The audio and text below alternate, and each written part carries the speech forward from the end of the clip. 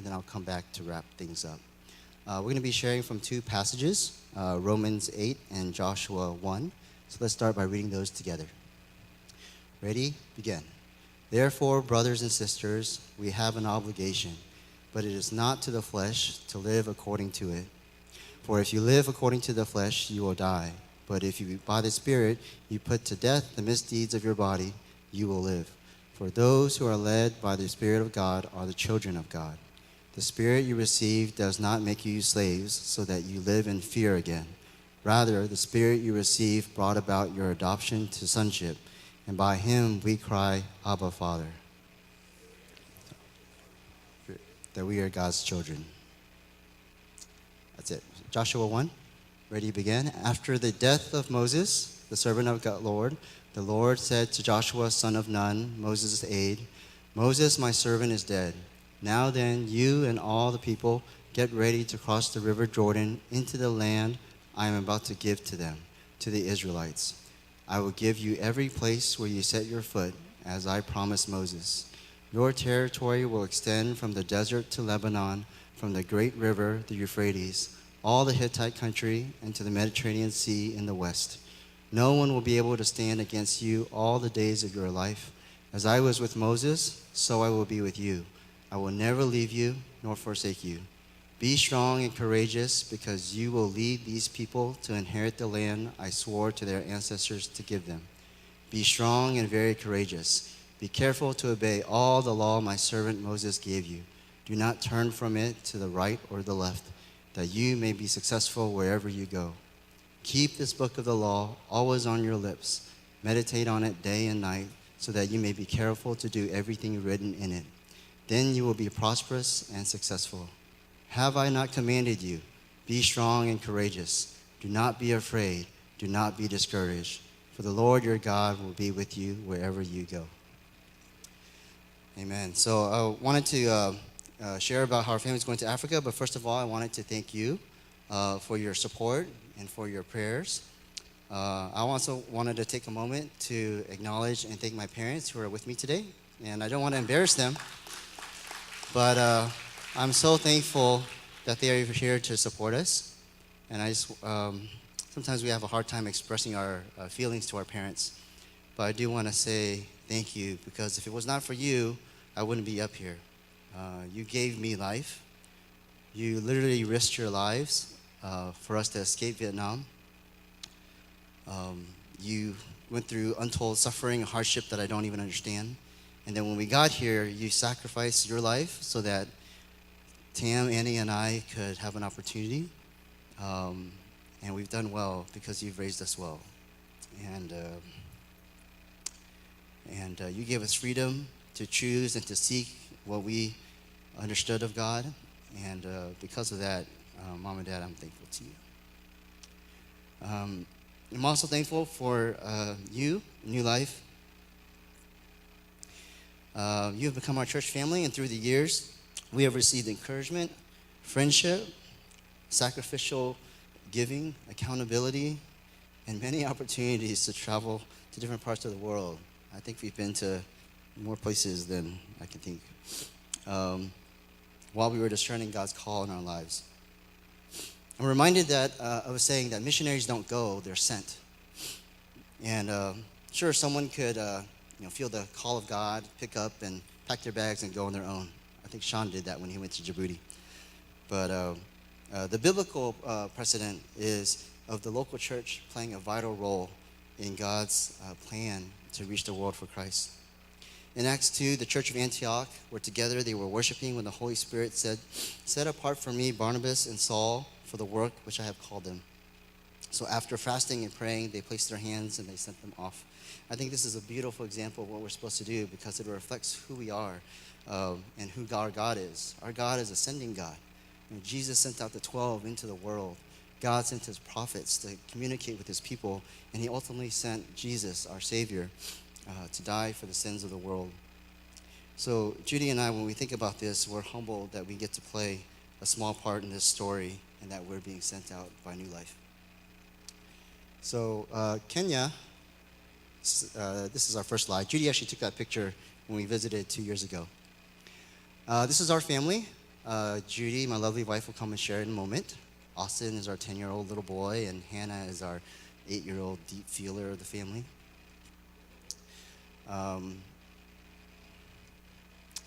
Sorry.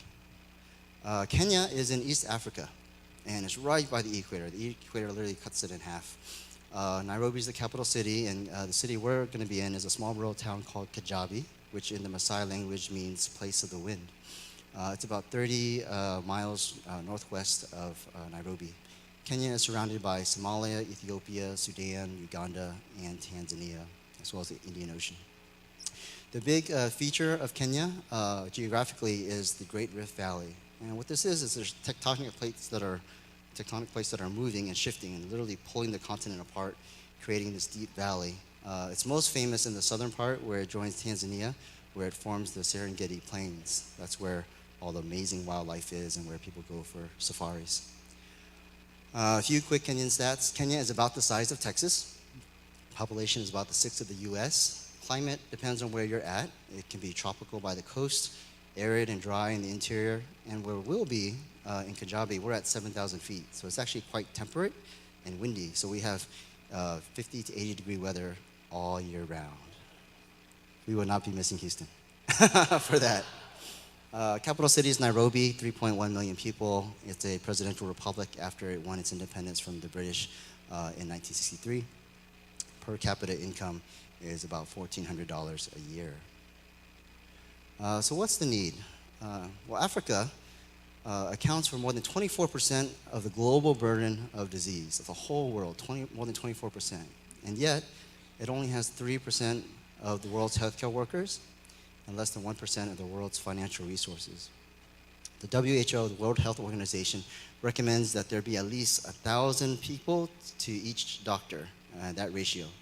In many developed countries like the US, the ratio is much lower, like 400 to 1. I think in the Texas Medical Center, it's probably more like 40 to 1. But a different story in sub-Saharan Africa, where it's closer to 20,000 to 1. And there are some countries like Ethiopia, Tanzania, where that number is more like 40 or 50,000 to 1. And that's just talking about any doctor. If you're talking about a specialist, like a surgeon, that number jumps up to 250,000 to 500,000 people per surgeon, which means that people die of very treatable things. You might get pneumonia, you don't get medicine, you die. You might get appendicitis, you don't have a doctor that can take it out, you die. And I think in the hospital I was working at in the Woodlands, we had like 10 surgeons in that one hospital alone. So tremendous need. What is the spiritual need? Well, the Joshua Project estimates that there are 991 unreached people groups, or more than 350 million people in Africa that don't know about Jesus. An unreached people group is basically an ethnic group without an indigenous, self-propagating Christian church movement. Basically, these are people who don't have enough Christians or resources to share the gospel with each other. And so that is a big part of why we're going. AIC Kajabi Hospital was established by African inland missionaries over 100 years ago. It started off as a small clinic that they built up on the rift. As you can see, it's kind of right there in the green area, and around the back is the valley behind it. Has grown to become a 363-bed, multi-specialty teaching hospital. It's been world-renowned as providing excellent quality care, compassionate care, so much so that 20% of the patients come from the surrounding countries, many of places where people don't know Christ. 2016, we got to visit Kajabi with this crazy family. We brought a few bags with us, and I think we might have a few more this time around. Peter, Judy, and I worked in the hospital, and then poor Chris had to watch all 5 of our crazy children. So she should have had that shirt this year about give, suffer, and die when we were there. Judy worked in the nursery, took care of the babies. The one on the right needed some help with oxygen. The lady on the left is actually a mother. We initially thought she was a nurse, but they do use the mothers to help with staffing needs, doing a lot of things that some of the nurses here would take care of. But also, we've heard some sad stories where mom may not be able to feel like she can take care of the baby, seeing that it's in a safe place. If she gets discharged, she might not come back. And so it's a way to get mother and baby to bond while they're there. She also taught neonatal resuscitation, which is how you rescue a baby when they're being really sick when they're young. I worked in the adult ward. Very simple wards with beds and curtains. No such thing as a private room, unless you have tuberculosis, and only if the bed is available. Otherwise, you're with everybody else. Um, they have an ICU there and an ER. And in many ways, they provide very sophisticated modern care. They have modern ventilators and monitors. But in other ways, you're always reminded that it's a resource-limited area where you can't order a battery of tests or a CAT scan on every single patient that you see. There are only 5 ICU beds for adults and kids in a 363-bed hospital. So there are times where we have to decide who gets that bed and who doesn't. And those are tough decisions that have to be prayed over and decided. But despite those resource limitations, these guys are the heroes. These are the guys who literally save lives every single day. They're the ones who pray over their patients and hold the hands of their loved ones when they're going through tough times. And these are the people that Judy and I hope to pour our lives into, to educate, to train, to mentor, and to encourage them to use their skills for God. Many people ask what our lives will be like there. Like, what are we going to do with our kids? Are we going to homeschool? Some people are built for homeschooling. Judy and I are not. And we think that if we had to homeschool our kids, it would cause undue stress, and that'd probably be the first thing that brings us back to the U.S. But we are thankful that we have a great school there called Rift Valley Academy. It's walking distance, about a quarter of a mile from our house, where our house will be. It's actually a boarding school where many missionaries all throughout Africa can send their kids, particularly if where they're serving doesn't have adequate education. So it's a path, kind of like that path where Hannah's walking up there. It's a dirt path uphill with monkeys in the trees. So they'll have some interesting stories to tell their kids when they grow up. There's not much in the city other than the hospital and the school. There's no big shopping mall or grocery store. There is a small section with a handful of shops, which they call the dukas. Dukas is Swahili for shops. And the picture on the left is what they call the super duka, which is the big shop. Even though it's not that big, it's like kind of like a gas station convenience store without the gas part. It's just a convenience store. And you can see how our kids are super excited because they're getting candy and soda for the first time in 2 weeks. Across the road is an empty house that the ladies around the community use to sell whatever produce they have. There's not much, but it's the closest you'll get to organic, non-GMO, antibiotic-free stuff that Whole Foods will sell you at 10 times the price. Again, 2 happy kids drinking their Fanta there. So what are our mission goals? Our hope is to train the next generation of African doctors and healthcare workers who are committed to stay and serve in Africa. The reality is, if they go and study and train in the US or the UK or Australia, they don't often go back, partly because they're so comfortable in these countries. Also, there are other factors, like they're often the most successful person in their family, and there's some responsibility to make a lot of money and to support the family. Other times, where they are coming from, it's not really safe for them to come back. And just like any of us who have come to the U.S., we left because where we were from was not good for our family and for our kids. To mentor them and to be committed disciples of Christ who will use their skills as messengers of the gospel. So while they're here, we're not just giving them medical education, but we're going to pour into them, share about God's love, and hopefully instill with them that God has gifted them with these skills, not just to have a job or career, but that God wants them to use it to bless their community and possibly even to bless the neighboring countries around them. And to provide compassionate health care to some of the most underserved and unreached people in all of East Africa. Lastly, to be open to other ministry opportunities as God leads. Many people ask us, will we be doing house church ministry there? And the answer is, we're not sure.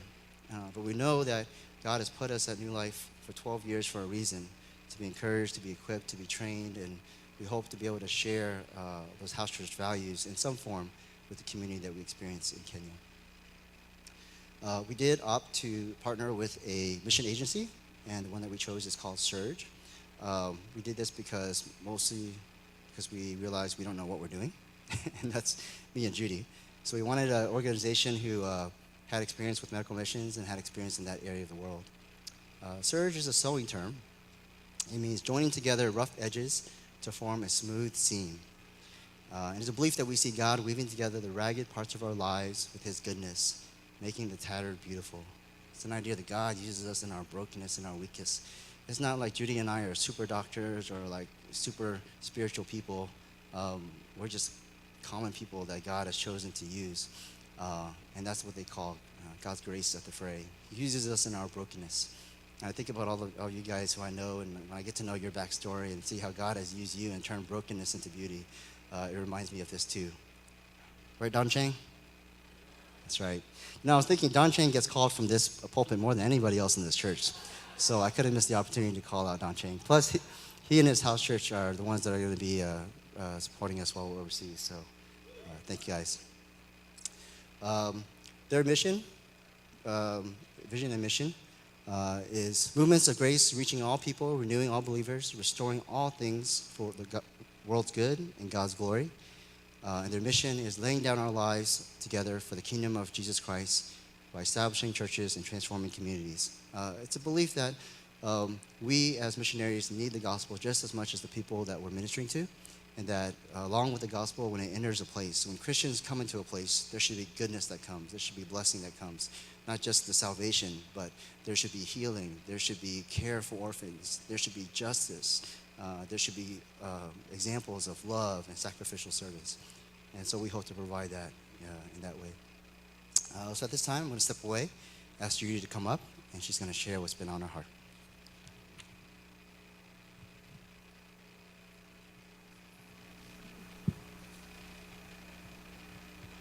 I almost threw away these papers after the first service. I forgot about second service. Okay, I'm going to read these verses from Romans one more time. Therefore, brothers and sisters, we have an obligation, but it is not to the flesh to live according to it. For if you live according to the flesh, you will die. But if by the Spirit you put to death the misdeeds of the body, you will live. For those who are led by the Spirit of God are the children of God. The Spirit you received does not make you slaves so that you live in fear again. Rather, the Spirit you received brought about your adoption to sonship. And by him we cry, Abba, Father. The Spirit himself testifies with our spirit that we are God's children. Throughout the past year or so of this process of figuring out how to go abroad to serve in medical missions, the themes in this verse have resonated in so many different ways. While I was at a mission training in Colorado this summer, there was a moment where suddenly I felt like God was pulling moments and ideas together in a way that came from nowhere, and it really felt like he was giving me a message to encourage me and to push me forward, and that's what I want to share a little bit with you today. There is one most common response when people find out that we are selling everything and moving to live as missionaries in Africa. Amidst all the different comments, there is almost always a point where people express a certain awe or disbelief that we could be doing this. There is often an expression of admiration of our courage, or talk about how our fearlessness is greater than theirs. The truth is, we aren't all that. We aren't particularly brave, and we certainly are not fearless. In fact, I might actually be one of the more fearful people out there. My brain often thinks of worst-case scenarios, but the reason that we can take this step of faith has nothing to do with our own strength or our will. This is all only because God and his call and our response. I have a couple stories that are part of the message that I feel like God had given me during my time in Colorado. And sorry to the shepherds' wives, because one of the stories you already heard during our last meeting. The first story I want to tell you is the story about a baby named David. I used to work in the neonatal intensive care unit, and one night when I was on call, I got paged from the ER about a baby boy who was 10 weeks old and neglected and underweight. They wanted to admit him to the NICU. And you will realize that doctors who get paged in the middle of the night don't immediately want to work. So I was ready to fight the ER doctor because 10 weeks is technically too old for our NICU, and the baby seemed to have normal vital signs. So I was immediately trying to punt the baby onto the regular pediatric floor. The ER doctor asked me to please come and just see the baby for myself. When I went into the hospital, I was horrified by the baby that I saw. David looked like a skeleton with skin. He was 10 weeks old, but he weighed less than what he weighed at birth. And just to give people something to compare to, my daughter Hannah was born and she was 7 pounds 4 ounces, and only 8 weeks later she was already over 13 pounds. This baby boy was 10 weeks old and he weighed less than he did when he was born. His arms and legs were frozen in this fetal position, and we soon were able to piece together and realize that this baby had been swaddled and neglected for weeks in that same swaddled position. Now his muscles had atrophied and contracted into this position. His mother and father had not fed him, they had not held him or unwrapped him, they had not loved him. This baby was essentially an orphan in his own parents' home. Amidst the rest of my exam, I noticed that the baby didn't show any signs of being able to see. And at 10 weeks old, babies should be able to see things and focus on objects and even smile at friendly faces. David did none of these. But the most striking thing we noticed was that David did not cry. No matter how many times we poked him with needles, he made no cries, and he made no signs of pain, even when I stretched his muscles to test his range of motion and his frozen extremities. It was heartbreaking to see. You don't realize how abnormal it is to see a baby who ought to cry because he is in pain, because he is hungry, because he is in need, but instead of crying, he lays there with unfocused eyes that don't seem to see. I wondered if we wouldn't be able to save him, if maybe he was already too far gone. We began to refeed David, and after the first few shaky days, we began to see how his body was making physical changes. He started to gain weight, and with physical therapy, his arms and legs loosened up, and he was able to begin to move them. When he was firmly on the road to physical recovery, we all celebrated, but we knew David was lacking emotionally in touch and relationship and love. So we organized hospital volunteers to come and rock David, to sing to him, to talk to him, to caress him. His eyes, which initially seemed to be unable to see when we first met him, began to focus on the faces of the people caring for him. So a couple weeks later, when we first saw David smile, we celebrated again. The physical change and even his emotional, psychological change was beautiful and miraculous. But there was one moment where we celebrated more fiercely than any others. The nurses and I were at the nurses' station working when all of a sudden we heard a cry. Now we're in a NICU, so cries are not uncommon, but instantly we all knew and looked up at each other. It was David. We laughed and jumped up with joy and ran to his room, and there was David weeks after we had first admitted him, making his first cry. A couple of the nurses wept with him as we saw this final milestone crossed. But why did we celebrate this cry so excitedly?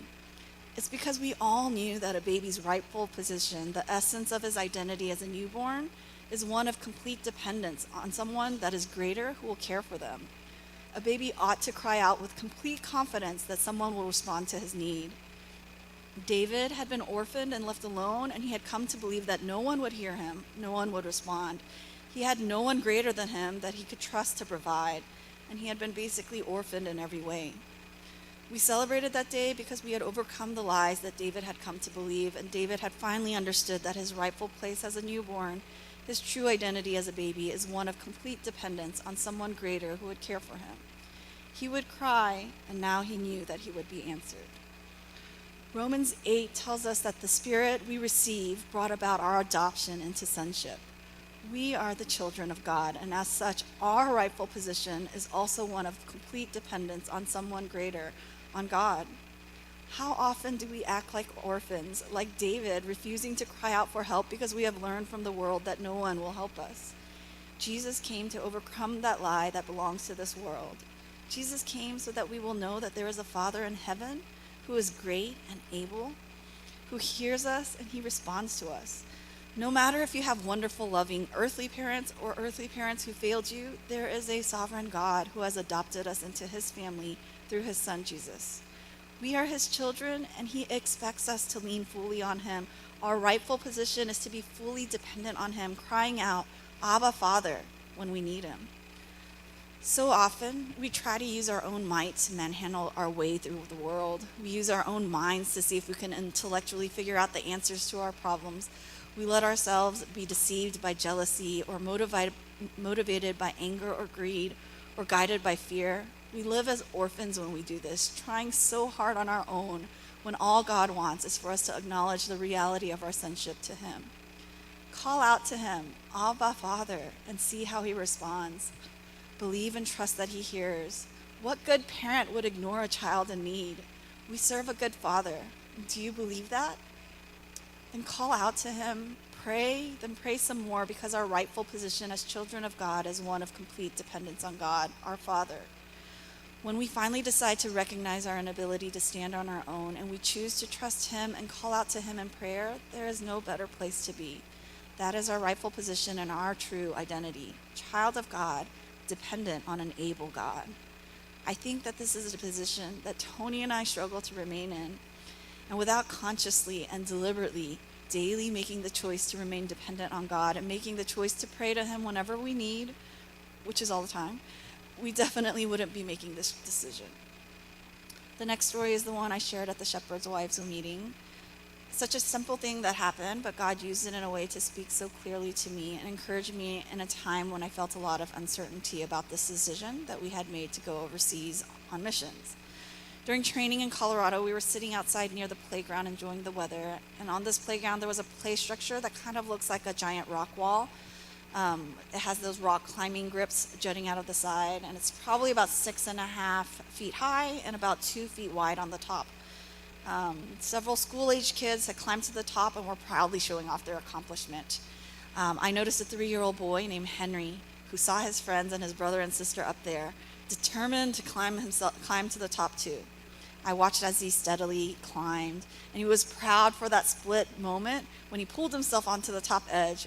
But as he stood up, the reality of the heights set in and his face filled with fear. And do you know what he immediately did? Without hesitation, he cried out, "Daddy, help!" And do you know what his dad did? His dad jumped up and ran over. Seeing that his son was safe and firmly at the top, though, his father didn't immediately pluck him off the top and rescue him. Instead, he took a step away and asked his son to jump. His son, full of fear, shook his head at no at first, but his father just gently said, "Henry, I'm here. Jump." And in that moment, staring at his father's face, Henry decided to jump. Henry jumps, and his father caught him, and the look on Henry's face was full of certainty and proof that his father was strong and able.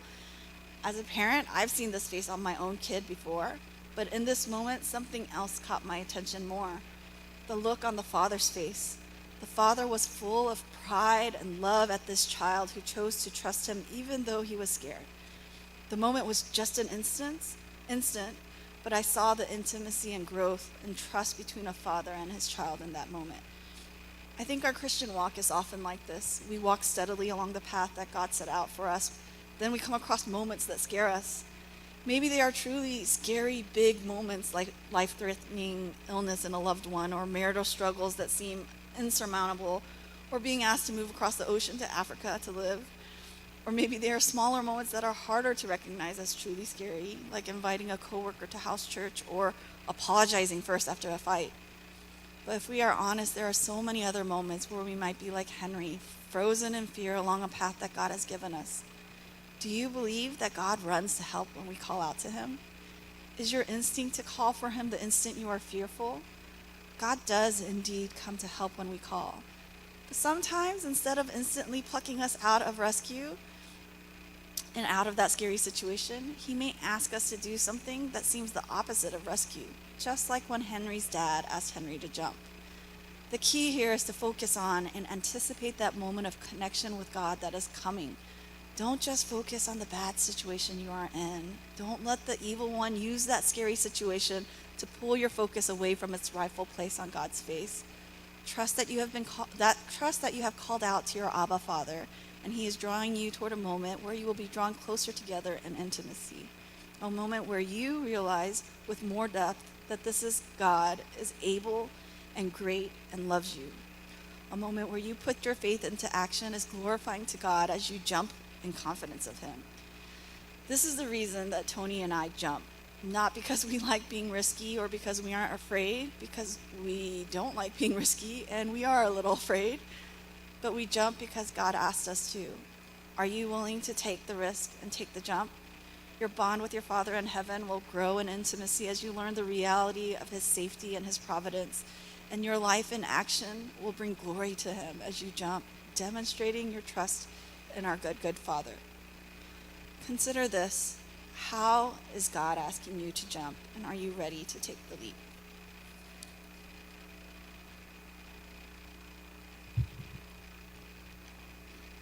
Can we have that picture up? I just wanted to show the rock if we could. If not, it's okay. So there's a rock. So that little kid kind of to the left in the front with the orange shorts hanging on like a daredevil with one hand, that's Henry. And you can see Austin kind of in the middle, Hannah towards the left there. But yeah, such a visual presentation of what Judy was sharing. So transitions are tough, and it's odd to live in limbo. In preparation for our move, as Judy shared, we sold our home, we resigned from our jobs, we sold and gave away most of our belongings. I think half of it went to Ray Bennett's house church, who came after the women's retreat and just took everything, which was helpful for us because we really need to declutter. It seems that we're living in paradox, feelings of hope and excitement, maybe anxiety about what the future holds, and then also having feelings of sadness, nostalgia of the past, and all the while thinking about the future and the past, trying to live fully in the present of everything that needs to be done today. Some have asked, Tony, since you stopped working, what do you do all day? And, I wanted to read more, study more, pray more, but to be honest, I don't know what happens. The day is so busy, little and big things that we need to do to prepare, and then you throw on top of that, daily house chores. Before we know it, Judy's like, you got to go pick up the kids. And I was like, man, where does the day go? And it gave me a better understanding of what my wife's life at home was like. And so husbands, resist that desire when you get home to ask your wife, what did you do all day? Because that won't end up in a productive conversation. Transitions are tough because they often involve uncertainty and loss. Our pre-field training in Colorado encouraged us to recognize these losses, name them so that we could grieve them, give them to God, and so we can better transition to our new home with open hearts. During one particular prayer session, I was greatly broken and moved to be honest with God about how I felt. I contemplated about the losses of our decision to move, what that meant for us. It cost us precious time away from our parents as they age. I thought about missing out on big events like the birth of nephews and nieces. Thought about our house church and our church friends who we've done life together with for the past 12 years. And while not trying to be religious in my prayers, I basically said to God, man, this hurts. It really hurts. Much more than I thought it would. And at times I wondered whether it was worth it. So I asked God, God, I know in my mind that it's worth it, but I need to know deep in my heart and my soul that it is worth it. And I need to know that you are worth it. So losses are real, transitions are tough, but they're not uncommon. My wife posted a picture of our house after we sold it, and she kind of shared about how selling that house hit her much more than she thought it would, because it was the first house that we had after our marriage. It's where we raised our kids. It's where our kids ran around naked after they showered, and where I taught Austin how to play baseball and Hannah how to ride a bike. And so it's the only home they've ever known. So it meant a lot to us. And then a certain Vietnamese seminary student, who many of us know with an Australian accent, kind of commented, well, aren't we all going through a transition of some form or another? And he's right. There are all sorts of transitions in this life, and many of you are probably experiencing them right now. Whether it's educational transitions, you're graduating from high school, you're applying for school, you're hoping to get into graduate school, whether it's career with promotions or demotions, possibly layoffs, can be really tough. Geographic moves, where you felt the need to move for some reason, to move from a place that you've lived a long time, a place that's been home. Life stages, getting ready to get married or expecting their first child, thinking about what parenthood would be like and how that would change your life. And significant losses, whatever that is, whatever is important to you that you may have lost, possibly even a loved one. These transitions are tough. They're really tough. And sometimes we may not know where to go or what to do. In the beginning of the book of Joshua, we see that Joshua was also in a time of transition. Having wandered the desert for 40 years after their freedom from Egypt, their great leader Moses had died. Joshua had been with Moses and had been his aide since his youth. And he was Moses' right-hand man.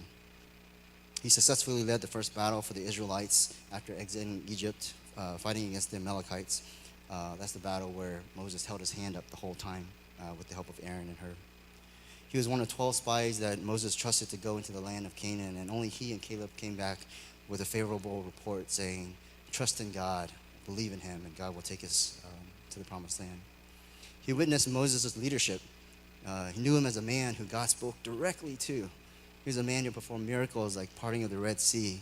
He helped to free the Israelites and led them for 40 years in the desert. Joshua probably wondered how he could fill these shoes, how he could fill Moses' shoes. He may have even doubted whether he could lead the people. After all, these are the people who saw all these miracles, had an amazing leader like Moses, and still grumbled to God and grumbled to Moses. And he also knew that going into the promised land would not be a cakewalk. There were battles to be fought and losses that will be had. But God told Joshua to be strong and courageous. Why? Not because Joshua's physical strength, not because he was skilled as a military general, not because of his wisdom in leading people. No, 3 times God tells him to be strong and courageous. And it's because of his promise and because of his presence. Joshua could trust that God would do what he said he would do, that he would bring them home, he would bring them to the promised land. Even more importantly, he knew that God would be with him. God would never leave him, and God would never forsake him. All Joshua had to do was obey, not turn from the right or to the left, just to meditate, cherish God's word, and do everything that it says. And that is the same promise that we hold on to in our times of transition. Life is not easy, and God never said that it would be. Jesus in John 16:33 said, I have told you these things so that in me you may have peace. In this world you will have trouble, but take heart, I have overcome the world. We anticipate that there will be hardships for our family when we move to Africa, and some of them may be very difficult. But God never promised us a rosy life, but he did promise us his presence. And because of that, we can anticipate great things and great joy of what we will experience there. He also promises to take us home. Jesus said that in his Father's house in heaven there are many rooms, and that he was going to prepare a place for us, and he would take us to be with him. So in this world is not our home. We are just passing through, trying to share the love of God with others along the way. So like it or not, all the ups and downs of this life and of transition and uncertainty, it's all part of our journey home. So let's not worry about yesterday's hurts and baggage, as Pastor Eric had said initially. Let go of bitterness. Let's not worry about tomorrow's worries, but let's instead embrace today fully with joy and boldness. Not just surviving, but thriving in all that comes our way. Being ready to jump and do what may seem impossible because we know that we have a Heavenly Father who will catch us. New life. Be strong and courageous. Live boldly in obedience to God. Do not veer to the left or to the right, for our God is with us. He will never leave us, and he is leading us home. Have I not commanded you, he said, be strong and courageous. Do not be afraid. Do not be discouraged, for the Lord your God will be with you wherever you go. Please pray with me.